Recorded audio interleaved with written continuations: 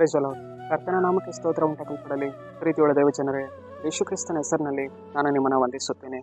ಯೋಬೇಲ 2ನೇ ಅಧ್ಯಾಯ 29ನೇ ವಚನದಲ್ಲಿ ವಾಕ್ಯ ಈ ರೀತಿಯಾಗಿ ಬರೆಯಲ್ಪಟ್ಟಿದೆ. ಆ ದಿನಗಳಲ್ಲಿ ದಾಸದಾಸಿಯರ ಮೇಲೆಯೂ ನನ್ನ ಆತ್ಮವನ್ನು ಸುರಿಸುವೆನು ಎಂದು ವಚನ ಬರೆಯಲ್ಪಟ್ಟಿದೆ. ಅಂದರೆ ಪ್ರೀತಿಯುಳ್ಳ ದೇವ ಜನರೇ, ಕರ್ತನು ಏನ್ ಮಾಡುವವನಾಗಿದ್ದಾನೆ, ತನ್ನ ಆತ್ಮವನ್ನು ನಮ್ಮ ಸುರಿಸುವವರಾಗಿದ್ದಾರೆ.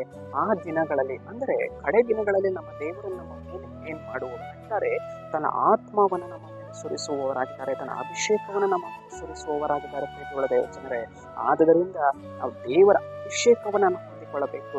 ಕರ್ತನಿನ ಮಾತು ಈ ರೀತಿಯಾಗಿ ಬರೆಯಲ್ಪಟ್ಟಿದೆ, ಸ್ವಾಮಿ ನನ್ನ ಆತ್ಮವನ್ನು ನಾನು ಸುರಿಸ್ತೇನೆ ಎಂದು ಹೇಳಿದ್ದೇನೆ. ಸ್ವಾಮಿ ನಿನ್ನ ಆತ್ಮವನ್ನು ಸುರಿಸು ದೇವರೇ ಹೇಳುವಾಗ ಕರ್ತನ ಆತ್ಮವನ್ನು ಸುರಿಯಲ್ಪಡುವಂತದ್ದಾಗಿದೆ. ಇದು ಕಡೆ ದಿವಸಗಳಾಗಿರುವುದರಿಂದ ಕರ್ತನ ತನ್ನ ಆತ್ಮವನ್ನು ಸುರಿಸುವುದಕ್ಕೆ ಆತನ ಏನಾಗಿದ್ದಾನೆ, ಸಿದ್ಧನಾಗಿದ್ದಾನೆ.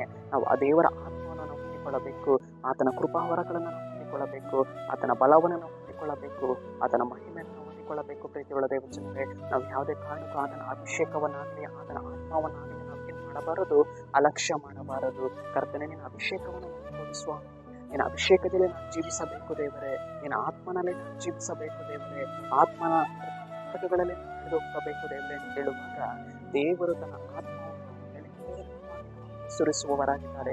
ಇದು ಅಂತ್ಯಕಾಲ. ಪ್ರೀತಿಯುಳ್ಳ ದೇವ ಜನರೇ, ನಮ್ಮನ್ನು ನಾವು ಕರ್ತನ ಕಡೆಗೆ ತಿರುಗಿಕೊಳ್ಳಬೇಕು, ದೇವರ ಅಭಿಷೇಕದ ಕಡೆಗೆ ತಿರುಗಿಕೊಳ್ಳಬೇಕು, ದೇವರ ಆತ್ಮನ ಕಡೆಗೆ ತಿರುಗಿಕೊಂಡು ಅದಕ್ಕೆ ನಮ್ಮನ್ನು ನಾವು ಒಪ್ಪಿಸಿಕೊಡಬೇಕು. ನಮ್ಮ ಜೀವಿತದಲ್ಲಿ ದೇವರ ಅಭಿಷೇಕಕ್ಕೆ, ದೇವರ ಆತ್ಮನಿಗೆ ಹೆಚ್ಚಾದ ಒಂದು ಪ್ರಾಮುಖ್ಯತೆಯನ್ನು ಕೊಡಬೇಕು. ಸರಿ, ನಾವು ಪ್ರಾರ್ಥಿಸೋಣ.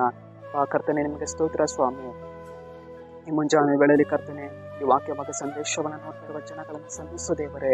ನಿನ್ನ ಜನರ ಜೀವಿತದಲ್ಲಿ ಕರ್ತನೆ, ನಿನ್ನ ಆತ್ಮವನ್ನು ಹೇರಳವಾಗಿ ಸುರಿಸು. ಈ ಕಡೆ ದಿವಸಗಳಲ್ಲಿ ಎಲ್ಲ ದಾಸಿಯರ ಮೇಲೆ ನನ್ನ ಆತ್ಮವನ್ನು ಸುರಿಸ್ತೇನೆ ಅಂತ ಹೇಳಿದವರೇ, ನಿನ್ನ ಆತ್ಮವನ್ನು ಸುರಿಸು. ಅದಕ್ಕಾಗಿ ಸ್ತೋತ್ರ. ನಜರೇತಿನ ಯೇಸುವಿನ ನಾಮದಲ್ಲಿ ತಂದೆ, ಆಮೆನ್.